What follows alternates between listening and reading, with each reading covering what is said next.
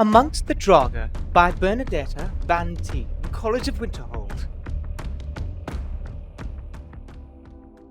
It wasn't until my 7th month with the creatures that they seemed to, accept me. Well, accept isn't really the proper word, but they seem to have decided that I posed no threat to them and gradually ceased their attacks. Though more than capable of fending them off, of course, a combination of fire and turning spells are generally sufficient. I admit that I tired of having to be ever vigilant in their presence. I'll never know whether there was some sort of agreement communicated among them, for the only utterances they make seem to be in that heathen tongue that I can't even pronounce, much less transcribe. In time, I learned more of their intentions towards me from their general movements and tones, rather than specific words.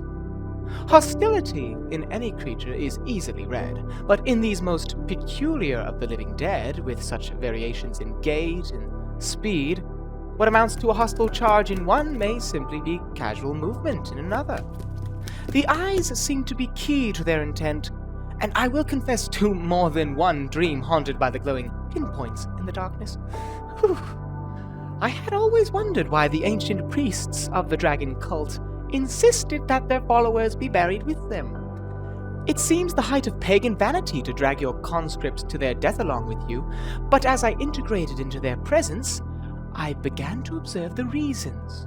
Every day, a different set of Draugr would awaken, shamble their way to the sarcophagus of their priest, and prostrate themselves before it. Several hours of this, followed by a meticulous cleaning of the area, and it would appear that the adherents of the dragon priest would continue their worship of him in death, which would also explain the ferocity with which they defend his chambers.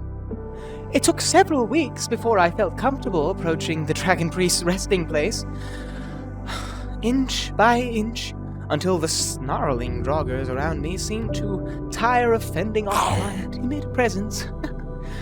I was able to set some simple scrying spells around the tomb, that I might get a sense of what magical energies resided there.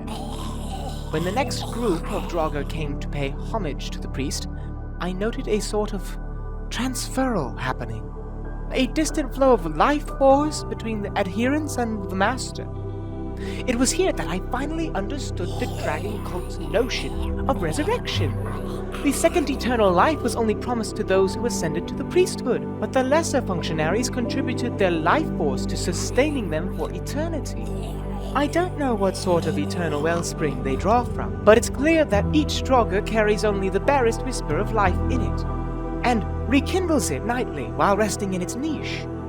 I now believe that the grotesque forms that we see in the burrows were in fact buried fully as men and women, and only over thousands of years that have passed withered into the wretched things we know. If we had visited a burrow directly after its construction, we might not have even known any of its inhabitants were dead.